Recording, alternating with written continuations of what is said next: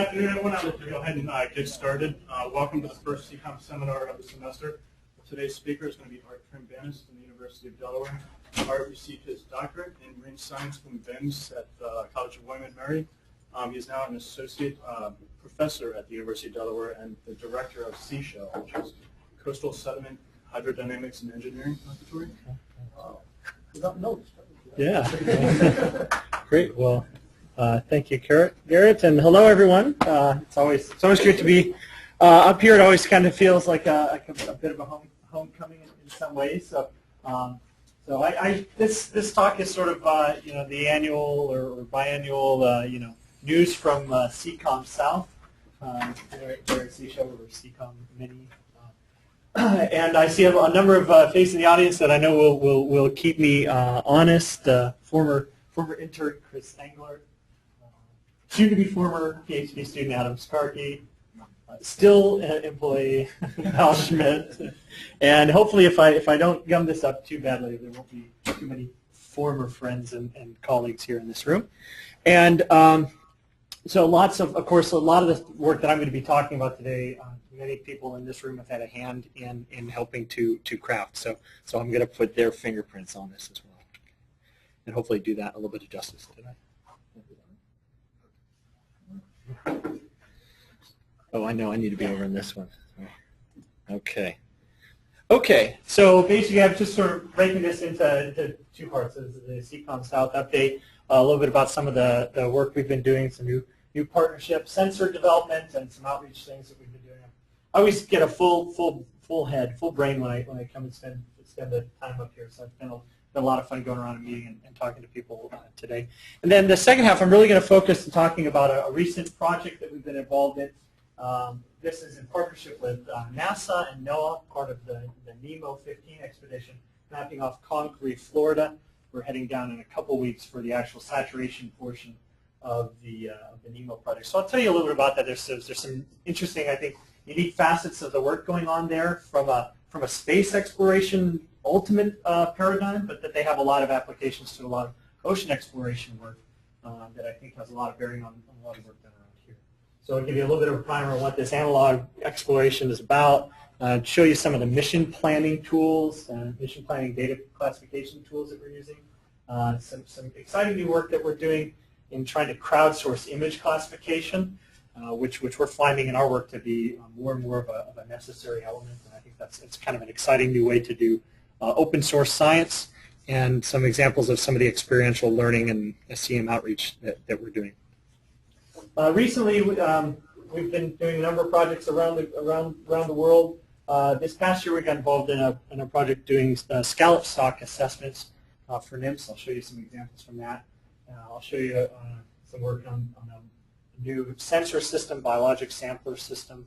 We call it a modular autonomous biosampler.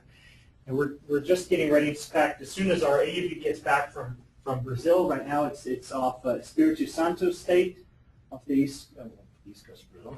Goes north and southeast coast, I guess. About 400 or 500 kilometers northeast of Rio. And now they're doing surveys along the edge of the continental shelf. When it gets back, we're getting ready to test a new magnetometer module to use to look for unexploded ordnance. And then this NEEMO mission I mentioned, which builds on a lot of the work we've been doing the last few years with NASA and the Canadian Space Agency up at Pavilion Lake and Kerr Lake, if any of you are familiar with the Pavilion Lake Research Program. And then a lot of the work we've been doing is under the umbrella I consider of Benthic habitat mapping and coastal morphodynamic mapping. This little light reading, if you want. Actually, I'm purposely not talking about the fingerprint technology paper that we've had recently, because actually the world's leading expert on that is in the room, Adam Skarke, and Adam would be a great person to talk to you about this stuff. But some recent papers that we've had come out. Some work in the Black Sea, where we're looking at coastal trap waves and bed forms on the shelf there, and some bearer shoreline retrieve analysis from the Delmarva, and also some work on with some astronauts and others in the space program trying to look at underwater vehicles as robotic analogs for space exploration. So there's a lot of work to try to figure out where space exploration how we use manned and unmanned systems. And so it's kind of been an interesting sideline to get involved in. For those of you looking for a holiday gift, we released last year a Not in the Manual Guide to Autonomous Underwater Vehicles, which actually was really well put together by Vince Capone at Black Laser Running. He's got some really nice guides for those of you trying to bone up on side scan and sub-bottom systems. He's got some really nice guides on that. And then we've had two patents this past year. So broadly speaking, my interests are in what we call the morphodynamic corridor. So I'm interested in morphodynamics. That is the interplay between hydrodynamics, waves and currents, and seafloor morphology. And this happens across an overlapping spatial temporal scale. From the smallest scale, where we're talking about instantaneous, near instantaneous turbulence, seabed exchange of momentum and mass, all the way up to sort of larger formation of shelf bodies, shelf sand bodies, so millennial scales. And along the way, that gets us into interesting topics of how shipwrecks sites develop, scour around seafloor mines, these features we used to call, some of us still occasionally call rippled scour depressions, or we call sorted bed forms, and barrier island development, and things like that. And one of the tools that we've been using to attach to these problems is our autonomous underwater vehicle, our AUV, Dora, which is sitting on the beach. And actually, this needs to be updated. It's 500-meter rated. As I mentioned, she's presently down in Brazil doing what's called a pre-lay pipeline survey. So basically running along the shelf edge, about 150-kilometer long stretch that Brazilians are planning to lay a pipeline along. So it's basically small unmanned mini submarine. So we take a lot of the systems and intelligence that we would try to have on a surface vessel, compress it, remove the people, and put it on a swimming robot. And it is just that. It's really just a platform for sensors, or a pickup truck for sensors here in our age of robots. We've developed in the last few years a number of industry partnerships, several formalized industry partnerships. One including with UTEC, the International Survey Company. They've got offices in the UK and Australia, and now Brazil, and in Houston. So we've got a couple of former students who've just been hired to do some AUV work down there, and they're sponsoring some internships and scholarships now for us. Gavia used to be owned exclusively by an Icelandic company, AUV. They were purchased a couple of years ago now by Teledyne, so the Teledyne Benthos side of the house. So that's kind of an exciting time too, because the Benthos side of the house is also responsible for the Slocum glider, so there's some nice synergy going on between the gliders and the AUVs. We've had, in the last couple of years, a development project with Geometrics out on the West Coast. They're one of the leading manufacturers of magnetometer sensors used in aerial surveys, terrestrial surveys, and marine surveys. And we've partnered with them to put a magnetometer actually on the AUV, ostensibly to look for UXO. I know this is a lot of acronyms there, but basically look for unexploded ordnance, but we're really interested in what that can allow us to do for a lot of other things. And with a group out in Vancouver, Cellular Robotics, we've been working with developing this Audra autonomous sampler. And another sort of industry, I mean, it's a different kind of industry partnership, but this year we've gotten involved with the scallop industry, actually, in helping them to try to do their stock assessments of the scallop fishery. One sort of industry-related effort we have going on relates to an offshore wind farm development plan that's being worked on off of Delaware Bay. So the mouth of Delaware Bay here, I've just taken the coastal relief model, and unfortunately Google Earth just doesn't blue, so I just pulled it here for you. As you can see, very strikingly, the sloughs that come into, flare into Delaware Bay, and you can see the fallway, the main channel of the approach to the Delaware. This was the ancestral Delaware Bay. Here's Cape Hamilton and Henna Chicken Shoal. This is Adam's doing his dissertation on, and then these shoal features off of Cape May here to the northeast. These, if you look further offshore, there's a whole series of ridge and swales. These are the remnants of the ancestral Cape May shoal system, and these differences between the tops of the shoals down to the swales is is order of 10 to 12 meters or more, where you go from a very well sorted medium, looks like beach sand. It's actually iron stained, iron oxide stained, down into the thawaways here that have in some places exposing the old riverine surface. So there was, old paleo Delaware went out onto the shelf here. So as the end of the last ice age, as the sea level rose, it basically moved that series of shoals. The active ones are right here, but these are the old paleo, basically the paleo Cape May shoal system. And the two approaches, I was talking to Andy earlier today, the two main approaches to Delaware are here, east-west, and then there's a south approach through here. And Andy was telling me about some interesting mud blobs that I've never heard of, so I'm curious about those. But right basically between, sort of wedged between those two approaches, is an area about 60 miles offshore where they're 19 miles east, I should say, of the Indian River. But it's at about 25 to 30 meters water depth. And this is a place where they're planning to do offshore wind farm with energy and Gamesa. We actually have a wind turbine installed in our Lewis campus. It's actually powering our entire campus and then some. It's a 2 megawatt turbine, so it's adding surplus into our system. So we're net metering, selling back into the system. If we took a blow up here to a site, one of the interesting sites in this offshore area is State Site 13, part of an artificial reef program that Delaware has. New Jersey has some as well, because they're always trying to do what Delaware does. And it's known as the Redbird Reef Site. It's known for the Redbird Reef Site because of these little tic-tac looking features here, which are actually these. These are the Redbird line of the New York City subway system, the old Redbird. I don't know, maybe, Larry, where did Redbird run from? Never heard of it. Never heard of that. I don't think that's how the New York City line. Oh, the A train, the E train, the F train. well, I guess they were known, they were fairly red colored, I guess, before they stripped them down. They were red cars. Okay, so there now. So here they are, actually in the process of ceremoniously, casting them into the sea. They've placed a little over 900 of these subway cars on the seabed. So you're just seeing a small selection of them here, pushed off of the barge and stripped out of all the electronics and other things. There's a Navy barge here and a couple of other shipwrecks here. Here's some more of the subway cars on the seabed. If you get up with it's a diver photo showing the subway car. Some of these have been in place since going back to around, I think, 96 or 97 was some of the first ones they placed. So so some of them had a fair number of years of growth. We see sea whips, anemones. There's some corals growing on these as well.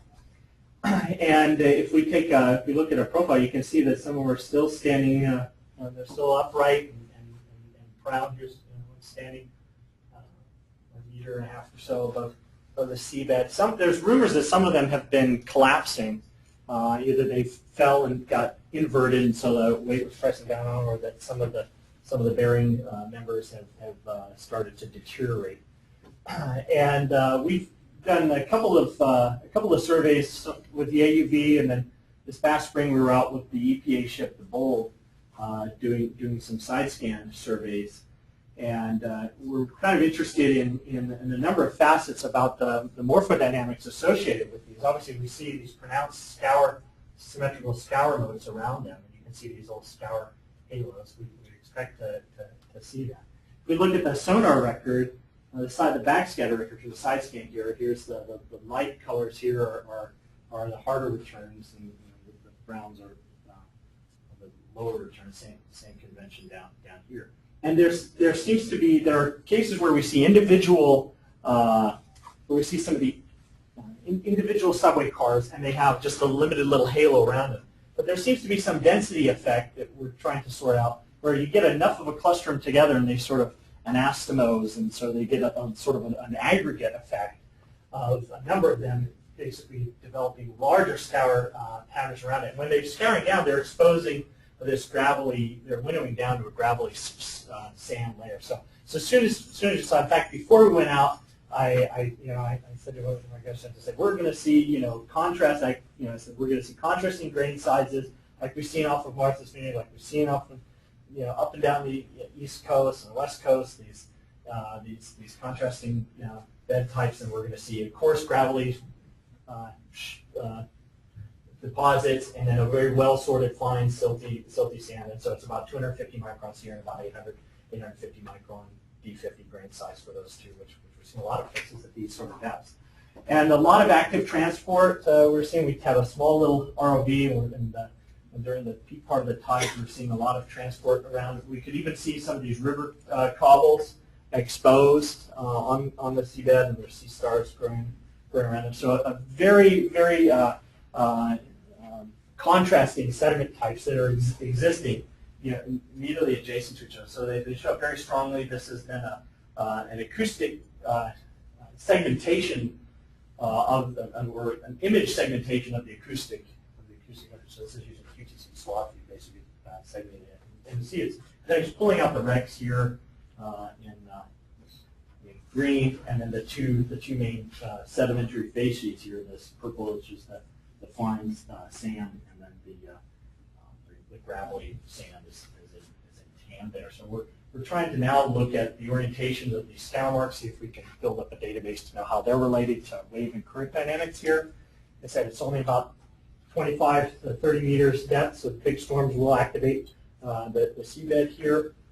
So it's kind of an interesting site, and it provides a really interesting natural laboratory to think about certain questions associated with certainly artificial reefs, but also in terms of other offshore installments. Because we've had these reefs have been placed over a number of years, we can really get an interesting temporal slice of looking at how the growth, how the habitat use has developed. And there's some interesting, and I know with IOCM, trying to look at different ways of looking at the same data.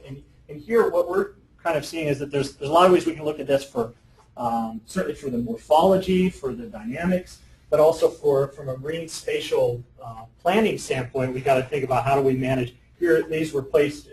One of the big reasons was as an artificial site was as a dive site for divers in the area, for recreational fishermen, anglers, and then we have potential uses for offshore wind energy, and we still have to manage that with all the shipping that goes on there. So there's a lot of things going on here, and this we think makes a really kind of neat field site to sort of study. I also wanted to talk a little bit about this project we got involved in with this Scallop RSA. I was kind of new to the whole RSA program, which is kind of a clever way. For those of you who are unfamiliar, there's several fisheries that will set aside part of the catch to actually sponsor science.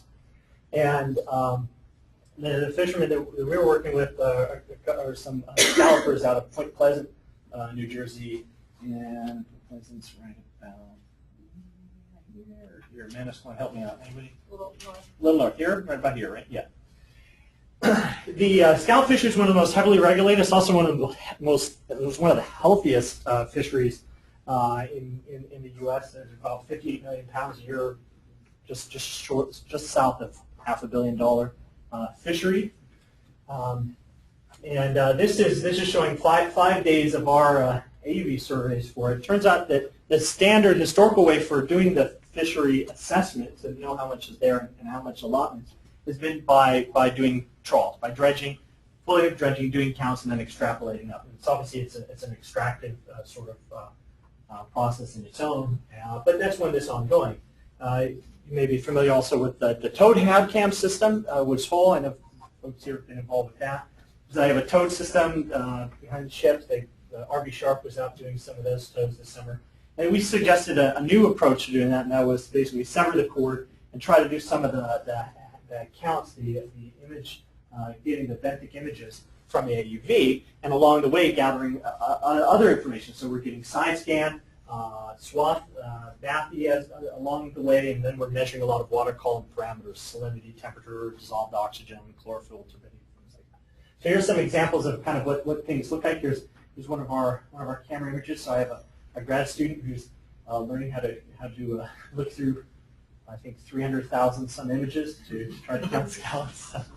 One scallop, two scallops. And one of the exciting things is to control this was kind of a neat experimental control, because we were going to several sites that NIMS had gone to earlier in the spring as part of their annual survey, and they tow an 8-foot dredge, and maybe the contrast isn't quite as sharp here, but I'm outlining. Basically, we ran their numbers, and we discovered that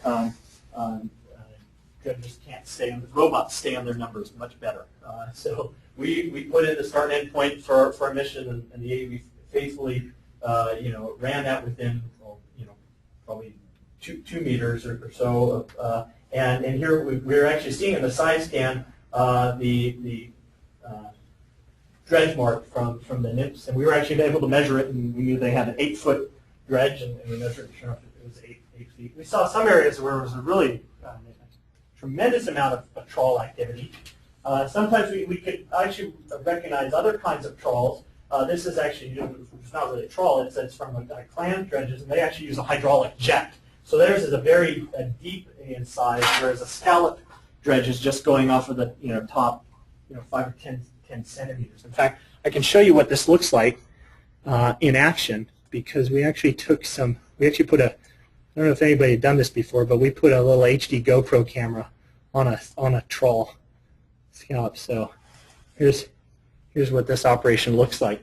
It's wicked dangerous. I mean, there's no safety involved. They're wearing shorts, no hard hats, no shirts. They arm this thing, and it's under tension, and one of the scallop fishermen is going to go, and he's going to just hit, and then it just releases and starts spooling out. There's all sorts of stories of people losing arms and fingers in the scallop industry. This is in about 35, 40 meters of water. There's actually sound for this too, which isn't on because it's a GoPro. Actually, it would be impressive. Can we turn the sound on?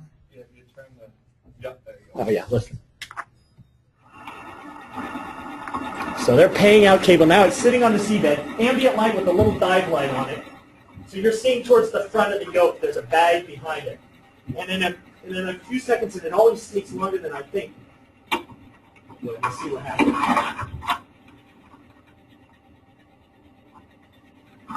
About 35, 40 meters of water here. Wait for it. Wait for it. Wait for it.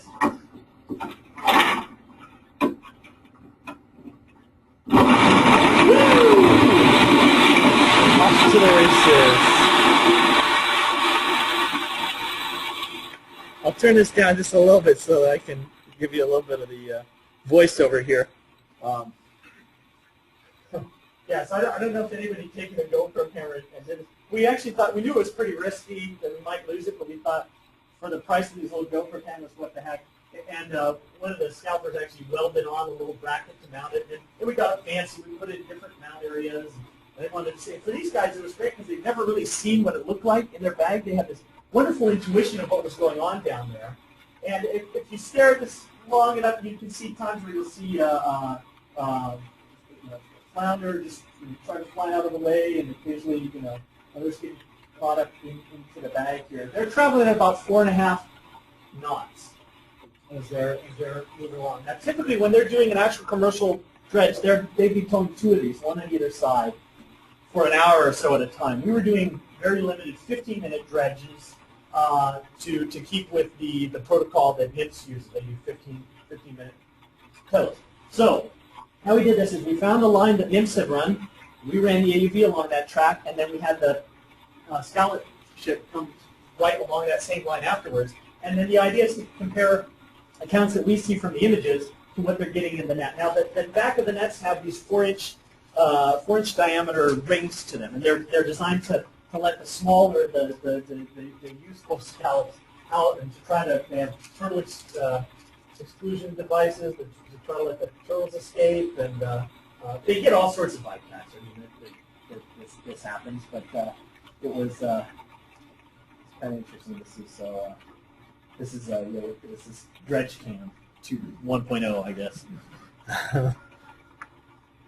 We actually also had put the GoPro camera on the AUV to get some videos and stuff with it as well too. there was all sorts of, we did one, of course there's all sorts of competing uses. There was one area that the scalpers wouldn't go in and dredge because there were a bunch of lobster plots there, and there was a lobster fisherman nearby, and they didn't want to come to blows. But we sent the AUV through this field of lobster pots and actually got pictures of the lobster pots, and we could see which ones have lobsters and which don't. So that's what a little ScalaCam you can. That's available on our YouTube channel. If you want to go check that out. Okay, back to the. We also did a survey over the Mohawk wreck, which is a liner that went down in the 1929 or 1930, coming out of New York.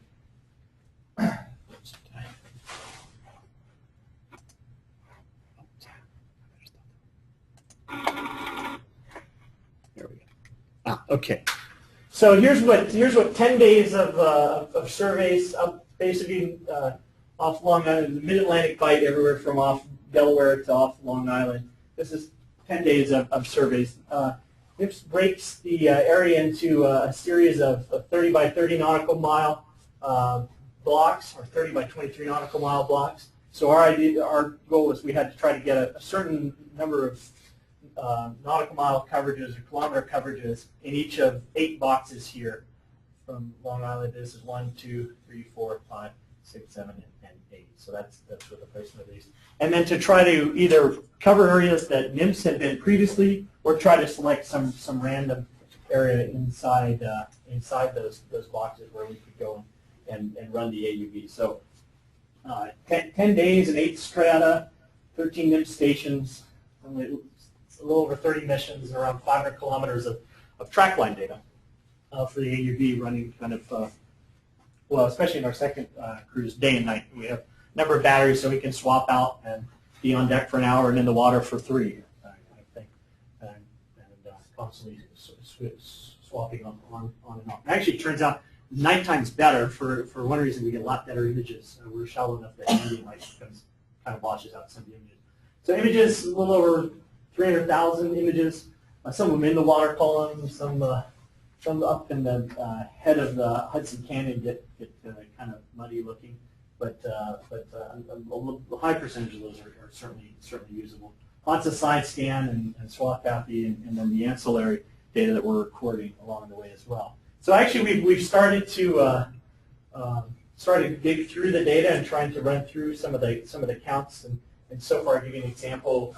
Here's a station 117, which is, I think, one of these stations in here. The nymphs trawl in May, an 8-foot wide trawl. They counted 97 scallops. The commercial scallop, or it's a 15 wide scallop dredge, got 94. And our AUV photos, we collected 127. We're not too surprised to have a little more in the images, because we're not trying to extract anything. And the dredging is never, not a perfect system. Plus, we're trying to figure out a sense of the natural variability in here. And something that we're able to do that they haven't done in the trawl-based surveys is we can run lawnmower patterns. So we can get strips of photos, every 15 meters or 10 meters or 5 meters. Actually, in one spot, we actually did 2-meter spacing of the lines flying 2 meters above the bed, with the hope of trying to be able to get, basically complete photo coverage. Are these numbers per square meter or per something unit of area? So these are all along the same length of tracking. So 15-minute tow for they have a start and end point from the nymphs tows. So they gave us a start and end point. This was our starting base, and then we towed the same start and end points, and then we ran the AUV along the same start and end points. So we're looking from there. You're only a third of the width. Yeah, so there's some interesting things here about the coverage and the normalization to the actual seabed coverage, and the nymphs trawl has a liner, so it's actually not excluding things like the 15-foot trawl is meant to not catch everything. Yeah, so there's still some things we're going to try to sort out in that regard. So here, give you an example when I talk about like the survey missions. So here's a line. This would be a start and end point of one of the NIM stations.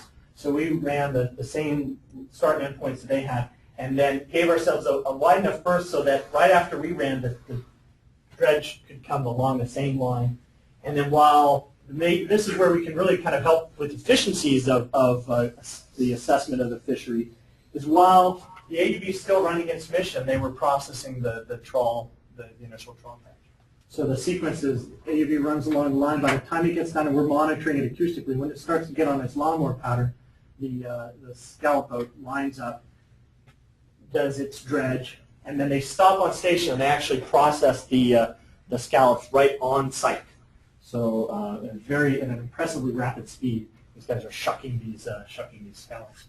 And what we're using for the AUV is its ability to maintain a nice offset from the seabed, which is something that's more difficult to do from a towed system. So we're commanding a 2-meter fly height. So here you can see the water, what's labeled water here, is just the full local depth. And then blue is the AUV. So it's maintaining that dynamically, that offset of the seabed as it goes down and back and down and back and down. Which is nice because it gives us a nice, more even coverage of the images and resolution of them as well, which is helpful in doing the counting. Try to count with the GoPro video image. Um, Slow it down and try and compare that to what you're getting from the AUV. From the trawl. Yeah, you said you put a GoPro on the trawl. Yeah. You try looking through the video to see if you could count that way. Yeah, we did a few little freeze frames, and it didn't look promising. Yeah, a little too blurry, and we really couldn't get anywhere where we got full view of what the dredge had. That would be kind of nice if we could. And how are you? So the trawl digs into the substrate. How deep was it? About 10 centimeters or so. Okay. Yeah, 3 or 4 inches. Yeah, it's meant that they're just trying to skim off the top, and what we're looking for. Actually, maybe I shouldn't ask. I should ask you now. Okay. All right, class. How many scallops in this photo? 3. Ding, ding, ding, ding, ding. Yes, I see 3. Yes, 3 of these little pancakes. All right, class. How many do we see over here? Got one. Excellent. See, we've got these are the sand dollars. So you got to look. You can't get thrown off by those. How about this image? See, I'm crowdsourcing it already. This is great. How about over here? 2 and 1 dead one. 2 and 1 dead one? Actually, when they're dead, often you'll see them flipped over. You'll see the ventral side. Upper one is. Yeah, often when they are sort of, this one may be sick or something, but certainly when they are being active, they do make their own little pit around them. So often what you can see is this little shadow from the strobe. That they're actually trying, they're forcibly, keeping the sand dollars at bay, but what they're really afraid of are the vicious lions of the deep, are is that what their predator is? Turtles? Yeah, we like them. They don't stand a chance against us. Somebody said it. I just heard it. Is it a skate or a ray? Starfish. So yeah, I'm not sure. The rays may get on too, but a sea star will come up and grab it, and they get toward. It's probably open the two valves and then inject it. Actually, there is a skate right here. Yeah, somebody mentioned skate. There is a skate right there. So this is some examples of some of the better examples, I think, actually, of some of our images. So it is a challenging thing, and definitely a challenging thing to try to think of how we could do this in any sort of automated way. So for those of you looking for a really good challenging topic, if you want to come up with an algorithm to try to find scallops in these images, I've got several 100,000 you can try on. How big are they? Yeah, so that's an excellent question. So most of these are in the sort of 10 to 12, 13 centimeter sort of range. So they're like this. Yeah. And of course, what you're seeing on your dinner plate is just the adductor muscle, okay? And in one to two swoops, the scallopers will shuck these. But they use a very dull knife, and one to remove the adductor from the. They basically hold it in their hands with the orange part up, one to remove it on the underside, flip it over, pull everything else comes off, and it just leaves this still attached to the other side of the adductor muscle, and then they pull it off. And tremendously fast. And we did some estimates. One of the guys has been scalping for about 28 years. We estimated he's single-handedly chucked about 8 million scallops. Okay. So what's the population of Manhattan? I mean, it's like one for every man, woman, and child in Manhattan. Okay. So and there's lots of these. So you actually see these shell middens, the discard piles, on the seabed as well. We saw a lot of those as well. So this is what we're up against. So our challenge is working with images and things like this. And this is actually an export that ties into this other NASA project where we're working with the folks at Visuality who are working for Zooniverse. We're doing a project for NASA to try to outsource image analysis. Any of you heard of the Zooniverse project? Come on, geeks, you're amongst friends. You can say you have. Okay. Well, I'll talk a little bit about Zooniverse as well. But they've helped us develop some tools, taking the fact that we have measurements. We've calibrated the camera. We know the field of view of the camera, the geometry of the lens itself, and we know the positioning of the vehicle, its height, pitch, tilt, roll height. We know the vehicle position and attitude. And so using those, we're actually able to export the images as photo strips into Google Earth. And we're taking 4 frames a second and traveling at about 1.5 meters a second. So we tend to get good overlap, or at least sufficient enough overlap. And so we're trying to go through now and count these guys. And here's another example. Here is a very recent, more recent dredge scar that we can see on the seabed. Here's some other examples. Here's a clam dredge. Here's a NIPS dredge, and actually these two should be reversed. We actually did one time where we ran the AUV twice, once over the NIPS line, then we had the dredge go through, our ship go through, and then we ran immediately after. So we reran within probably 30 minutes of this having been freshly dredged. So this is what freshly dredged seafloor looks like. You can see a nice sharp shadow. And you can see the areas where it's basically raked over the seabed, what you saw on the video there. Then we saw some other interesting areas. We saw lots of bed forms, lots of ripples there, and some, it looks like some exposed antecedent geology on the shore face. And then here was an area with some exposed geology, and it was just crisscrossed with dredge marks along it. So some places it just looked like underwater basket weaving had gone on. And what's impressive as well is that these scallopers know an area of the seafloor which is larger than the terrestrial portion of their states, and they know this the way a farmer knows his field. I mean, they were intuiting, huge portions of the seafloor, and they would say, oh yeah, it's going to be muddy over here, and sure enough, it's going to be sandy over here. You're not going to see many scallops here. You're going to see a lot over here. So it's very humbling, I think, for an oceanographer to see how well these people knew, and they had to. It's their livelihood. Okay, I want to talk about some of the other things. This is what I call the monk posture. Walter Monk in a keynote a few years back said, "Advances in oceanography are dependent basically upon new kinds of instrumentation. The future of our science will be sterile unless we can really find new things to observe and new ways to measure them." He had then gone on to describe basically 20th century oceanography as an endeavor in an undersampled environment. If you don't know who Walter Monk is, he's somebody who's probably already worked in whatever you're working on at some point in a way, and still going at it. 90, Larry, 3, 4, something like that. On that order, yeah, on that order. Physical oceanographer out of scripts. But to say he's just oceanographer. He's done his beaches, it's acoustics. Yeah, he's done. God bless him. A couple of the new sensor systems we've been involved in this year. And here's a cutaway of our magnetometer module. I'm going to go into these here in detail. I talked about our plankton sampler, although it has applications beyond just plankton, so don't look there. And a sub-bottom profiler.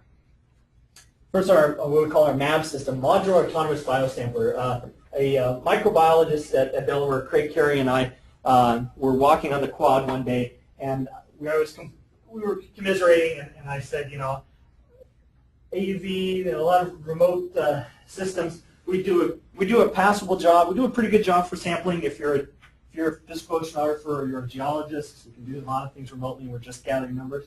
Where we don't do a really good job is in terms of sampling biology and chemistry. Report after report, national, international panel on sensor development has said that. And so we finally said, well, we got to try to do something about this. So we came up concocted this crazy idea. We wanted to think about the worst case scenario. We wanted something that would sample multiple size fractions, preserve a system, and could work on multiple platforms.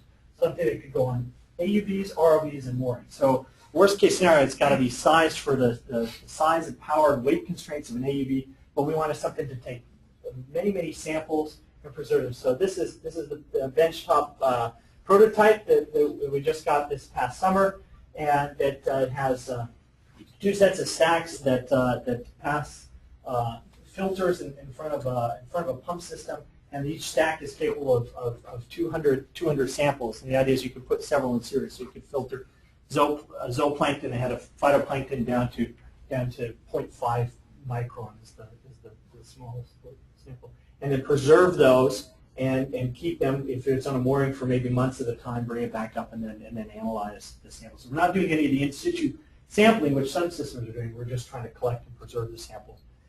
Of course, I've been interested in then being able to use that to try to filter suspended sediments. You can imagine swimming through the water column and filtering suspended sediments. So that's kind of exciting. And the next phase we're going to try to do is finish it out. It's most engineering things went. You can have it good, cheap, or quick, any two. And we ran out of money, so we got good, and it took a long time. So we got one out of three. It's a pretty good. There's another system we finished this past year is an acoustic system called NEEMO system. So it uses multiple input, multiple output, basically cell phone kinds of technologies for terrestrial communications into underwater communications. So it has a multiple transducer elements, and then it could tow a hydrophone array or have separated off a hydrophone array. So we get blazingly fast speeds of like 32 kilobits per second. Yeah, you're not going to be doing Skype over this anytime soon, I'm afraid. And then, yeah, here's a little blow-up of our magnetometer module. We actually first tested this system out here in the UNH test tank, and we're getting ready this winter to take it down to St. Pete to look at a site there. And the idea is to, again, use the ability of the AUV to get close to the seabed to do very detailed measurements, magnetic field, to look for buried or near buried unexploded ordnance. And to also take advantage of the rest of the system, we can use the AUV to do broad swath surveys. So we can go and do side scan, swath, bathy, determine areas of interest, and then go right in without having to, the traditional way for doing UXO is tow some magnetometer sensors behind the boat, which means you have to first go over the spot. And we thought, well, that's maybe not the safest thing to do. Here's an example. This is our new sub-bottom profiler. It actually is the first of the breed.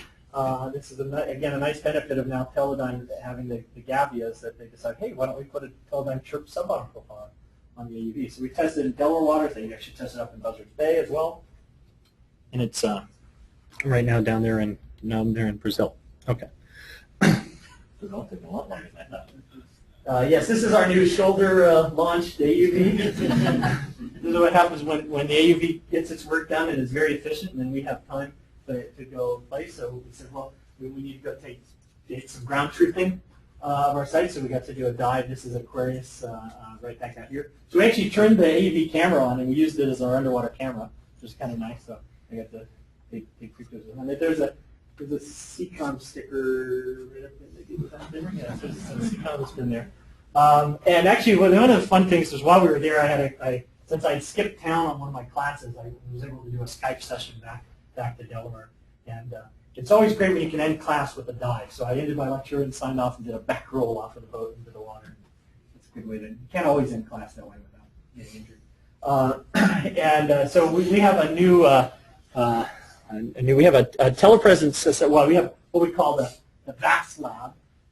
It's like half the size of this room, so it's not, that's maybe about the size of this room. It's called the VAST lab, Visualization Advanced Simulation Training Lab. So I was very sneaky, and I went around to different labs. I spent time upstairs in this building. went down to Rutgers to the cool room, and I went over to Rhode Island, and I took photos and spine notes and all these kinds of good things. And I went charging back down to Delaware, and I went in to see my dean, and I said, hey, I've got an idea. And I drew all these little pictures, and I had photos and everything.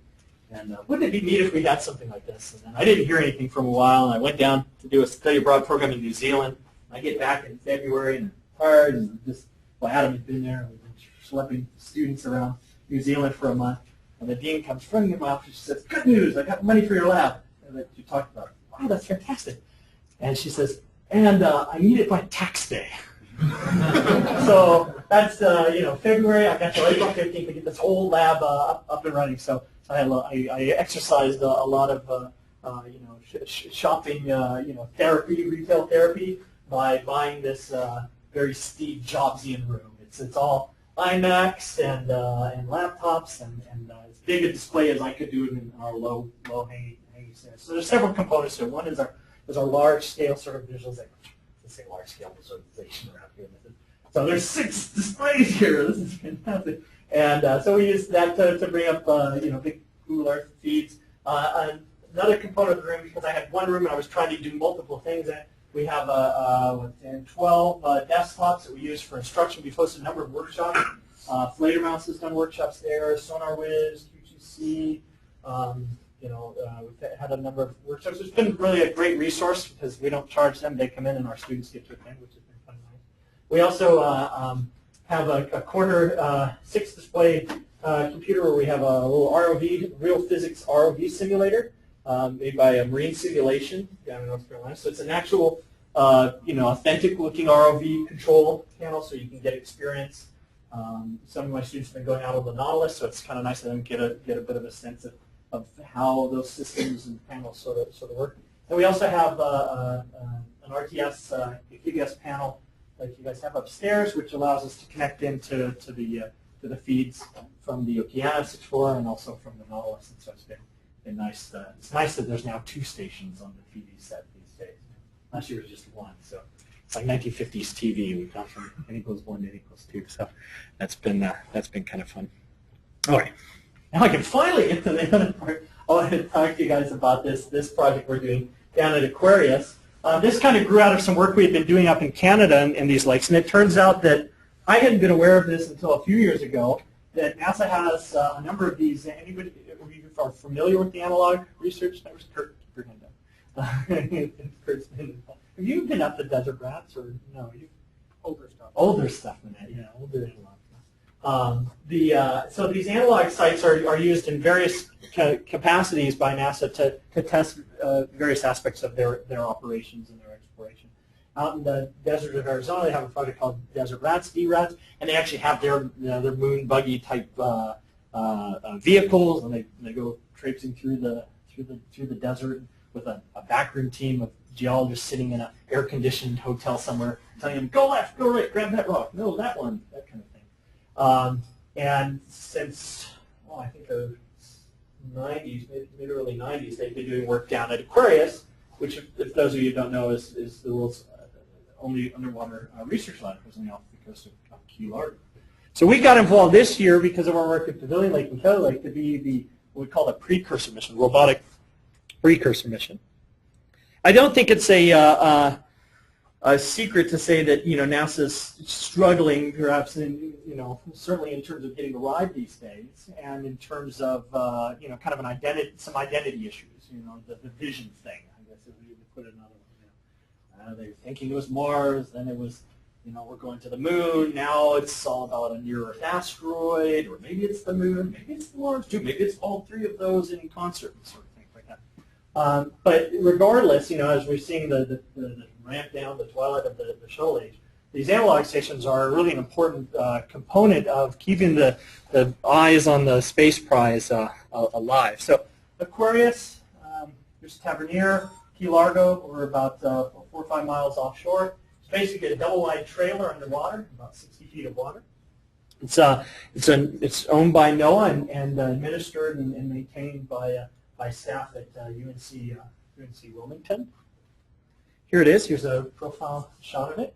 So there's the trailer. So the people become the aquarium. So you can sit inside. This is in between during missions, they actually pull the hatch cover so you can see out the windows.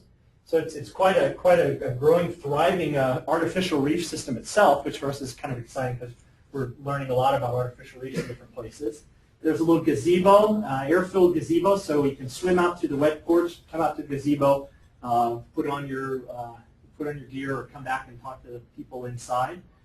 The benefit of Aquarius is that once you can live in there as a saturated diver for 2 weeks, or I think maybe the longest is maybe a 3-week mission that they've done. They're going to do about a 3-week mission starting next week down in Aquarius. So you're at saturation, which means you can dive at depth past 63 feet, and it's about 9 foot diameter, 43 feet long. And you can dive at that saturation depth, all day long. So you can really get extended bottom times, and so it's really useful for biologists and chemists if they really want to do some in situ manipulation type experiments there. And that's the rack room back there. So they sit back there. At the end of the mission, they actually decompress. They do their decompression inside the habitat, and at the end swim up. Surface divers can come in and visit, but I think they have about a 30-minute window after which they have to get out, or they have to stay in for the decompression. So here's some aquanauts, as they're called, sitting at the galley breakfast table and watching fish go by, or fish are watching them.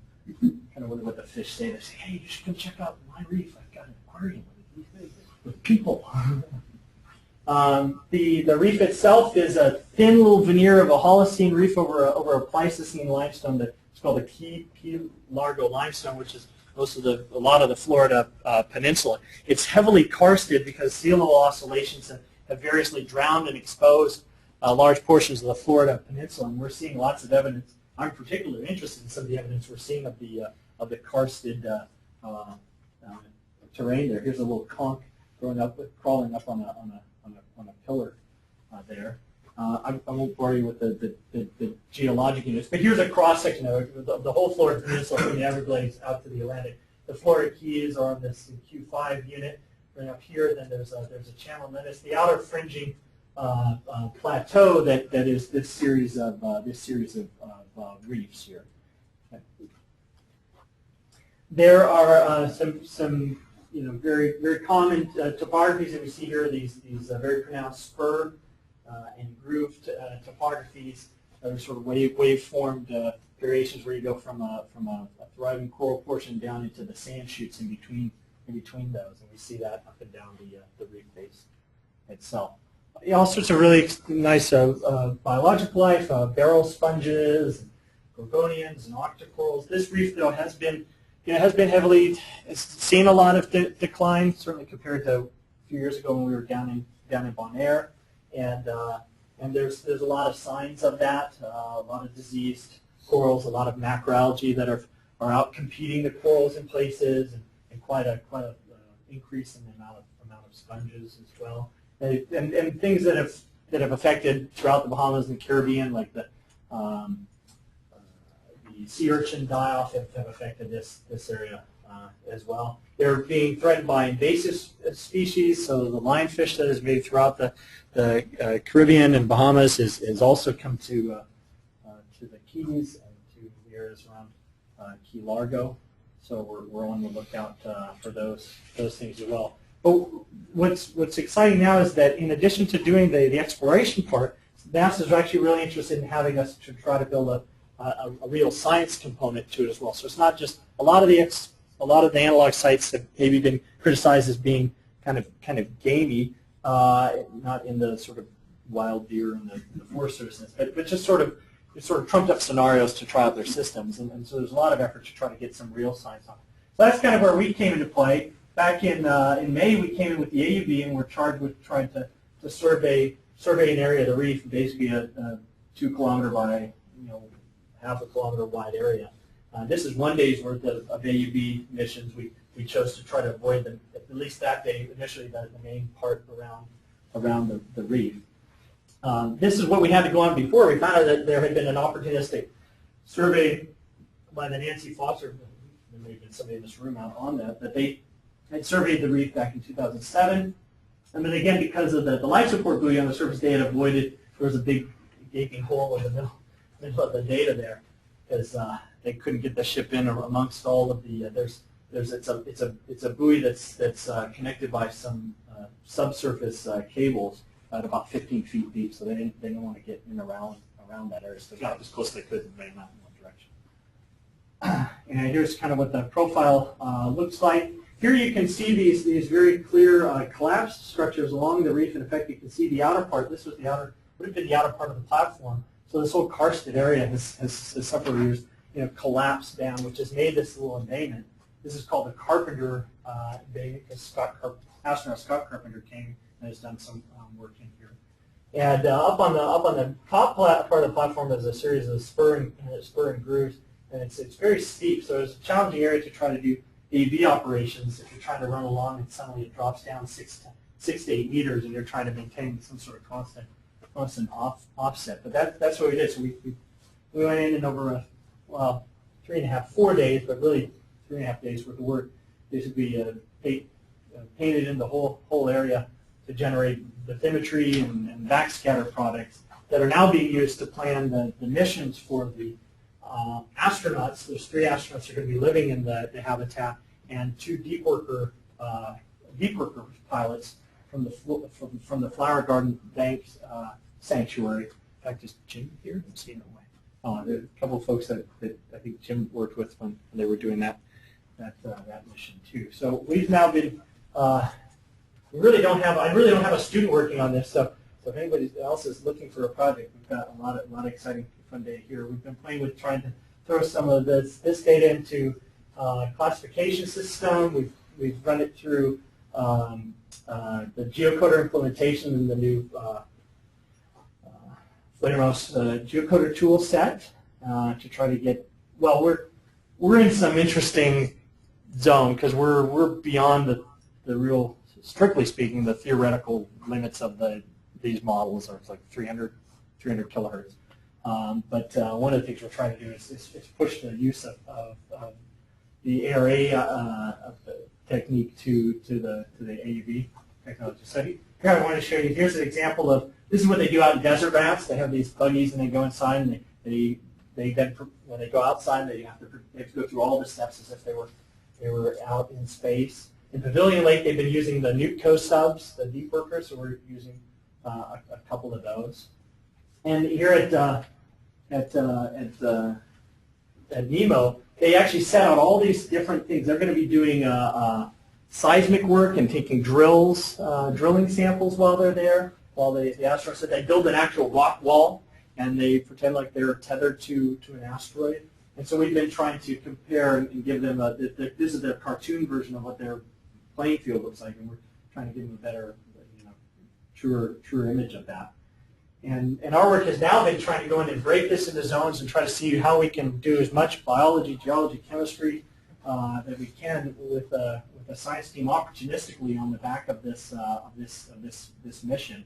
So one of the things we do is we're using some interesting tools that NASA's developed for doing both the mission planning and real-time data acquisition, which I think has some really interesting implications for the kind of exploration work we do at sea, whether it's ROV or multibeam or AUV, well, maybe not the AV stuff. And to show you what that's like, this is the system that we're using. It's called XGDS, Exploration Ground Data System. It's developed by the NASA Ames IRG group, the Intelligent Robotics group. And so they've built, using a lot of common data sets, they've built a Google Earth-based system that is used for doing the mission planning, whether it's operational missions or science missions. Our role is to help populate for the base layers that are used to make the maps, or bathymetry, side scan, images, and stuff like that. This system is used to integrate all these data sets together in a common form, which is Google Earth, to let people do planning. So during operations, do real-time monitoring of where the assets are, and then to archive that data, and then to use it for some interesting exploring. What it looks like is this. When they're doing the deep worker steps, they'll have what's called a sonar up on the surface, talking to the pilots, and they're monitoring, they're tracking real time in Google Earth where the sub is, and they're getting information. The pilot says, I see some microbial lights on and next to some trees, and that gets logged into data, so they're making tracks of notes. And then the great neat thing is then at the end of each day, we can have a debrief with the pilots, and they can immediately pop up, boom, it's georeference, and then when the photo is not only that, they're getting video, so they're extracting in the same day a little video snippets. And so in the back room, there may be, this is sort of the remote view of it. Now with more tethered systems, we're actually having a full science back team. There'll be a science backroom team in Key Largo and another one actually at Johnson Space Center that are going to be watching these feeds and listening to the information coming in and helping to give guidance and input and feedback to this system. And one, of course, both at all of these, the Pavilion Lake and the NEEMO, we're dealing with lots and lots of imagers. Our precursor mission, I think we ended up with something like a couple 100,000 images from that and some HD video. So we're working with some folks to do some crowdsourcing on this. And this is where Zooniverse comes in. If you haven't heard of Zooniverse, you should go check it out. It started out as a program out of the UK and Cambridge to try to classify photos of galaxies and different stars. And we talked with them. They've been featured on like Science Friday and all sorts of, Wire Magazine, all sorts of neat things. Well, they discovered that, well, what are they going to do? How are we going to classify these things? Well, the first thing they tried was graduate students. Here, let's give a bunch of images to graduate students. Well, the developers said by about 5,000 images, the graduate students kind of fatigue and wore out there. So you got to get more graduate students or come up with a better way. Well, they've come up with a better way, and that is to crowdsource it to the public. There are over 475,000 individual users on this universe that are participating in a whole bunch of different projects. One new one they've done, Ancient Lives. People can actually go in and help digitize papyrus scrolls. Old weather, they're taking old British Admiralty weather reports from World War I, World War II, the ship log weather reports, and people are digitizing those. So now you can try to get some weather for some places where those was maybe some of the only observations ever made, and a whole bunch of other ones. But what's missing? They don't have anything that's marine until now. This is going to be their first marine project, and I was really hoping that they were going to have it released for you and that I could show it to you while I was here. All I can show you right now is this schematic of it that is basically it's kind of neat. They're trying to turn these into a lot of games that have a social network component to it. So they're taking our images and trying to stitch together and come up with mosaics and lay them out so that you're not just doing individual images, because there are certainly things you can do with individual images. But a lot of features and things we look at only exist and manifest themselves on a larger scale, on a bigger aggregate. So you have to try to get to some large manifestation, which either means trying to do it off of the side scan, the multibeam. I don't know, we have to do a fair bit of training to help people interpret that, or to have to do it off of the photo mosaic. So the idea is that a person would get a free account, come in, log in, and pick some area of the reef, and they would have a bit of a training, certain things we want to look for. Barrel sponges. We'll show you a picture of a barrel sponge. Coral reef. I'll show you what a coral reef looks like. Cables, different something like that. So you can go in and you'll see that other people are checking out stuff. You may even see what they're doing, what they're looking at. Maybe you want to focus on the fish. Maybe you want to focus on the seabed types. And you start to build this database. And because we have more than one person looking at it, I have one person looking at our scallop photos, because you can get thousands of people looking at it, now you can get a distribution. Now you can start to look at uncertainty. Somebody might not get it right, but if you get hundreds or thousands of people looking at it, hopefully you're going to get some distribution and be able to get some sense of it. There's another system doing this that's been developed from Pavilion Lake, and for my friends, and because I've been a user of this too, I'm plugging this for you. You can go to getmapper.com, and you can go through photos. They just hit the 500,000 classified image mark with mapper.com. This has been featured recently in a number of high-profile geek centers that you can go in and look at photos from Pavilion Lake and mark places that are sediment or microbialites and things, and you say, well, I might not know what those things are. Well, part of it is building up the training on those systems. So that's kind of a couple of neat, cool things we're doing there. And part of this is trying to build on, to be able to do some of these photo mosaics is a really difficult thing, and we've been working with Yuri on trying to do that with some of our images as well. I mentioned in the next couple of weeks we're going to be down there. There's going to be a lot of educational outreach activities going on with NEEMO 15. So if you're interested at all, go to NASA, go NEEMO 15. They're going to have live webcasts from inside the habitat from the aquanauts.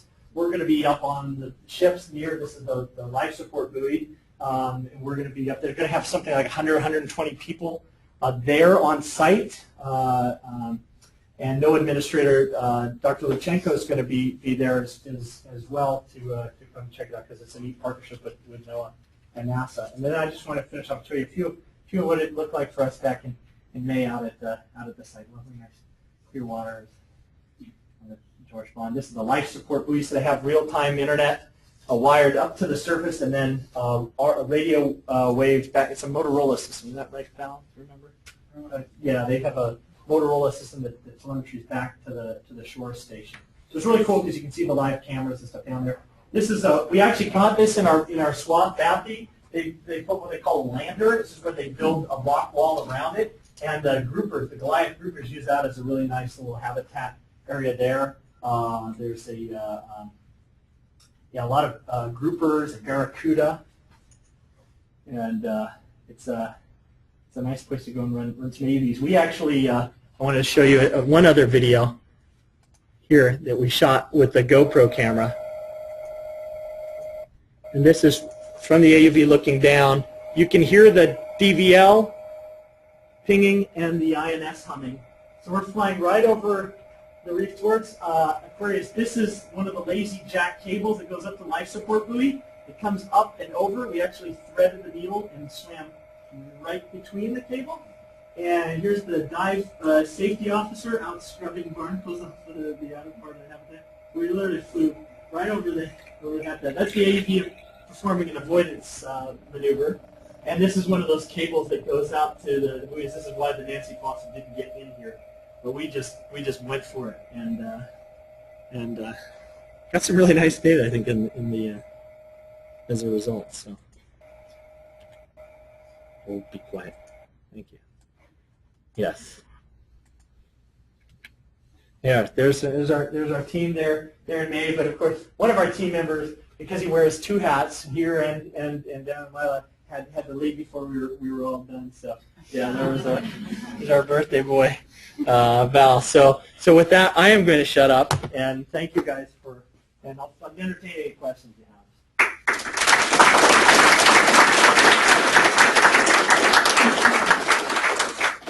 You should mention Art's birthday too.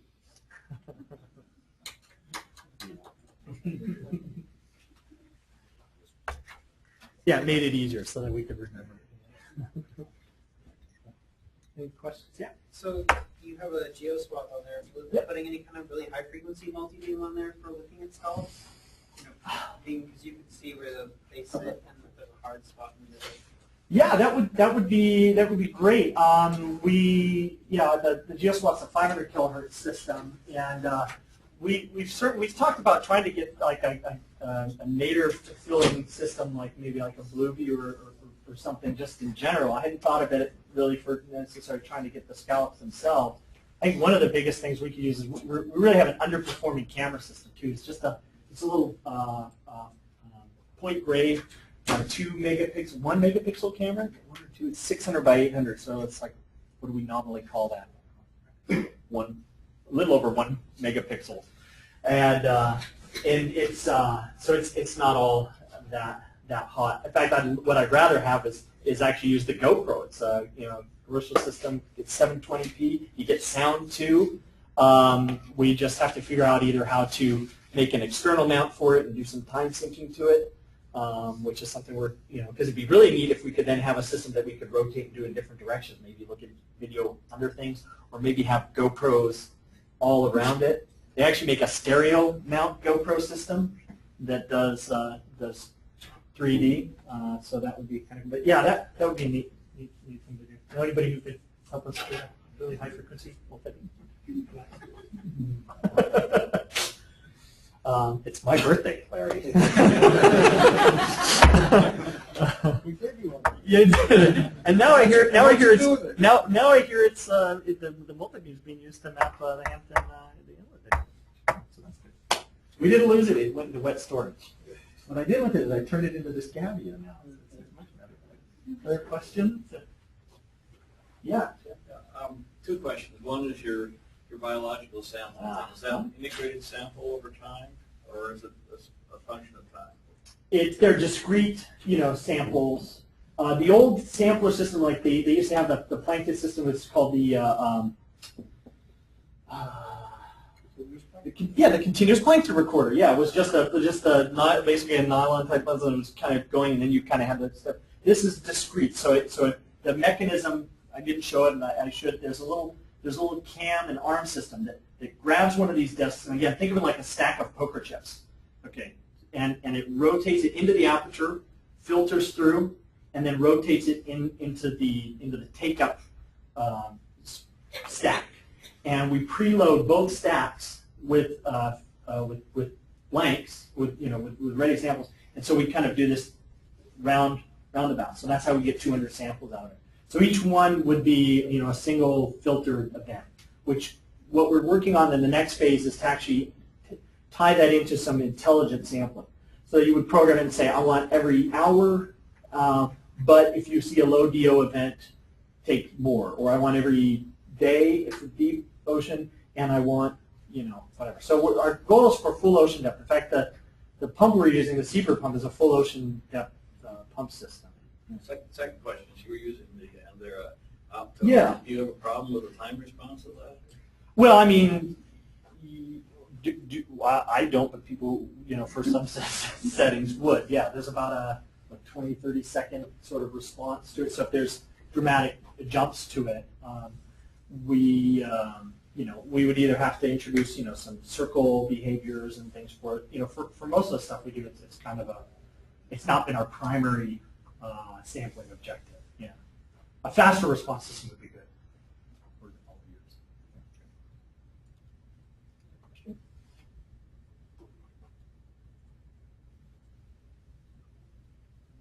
Thank you very much. Thank you.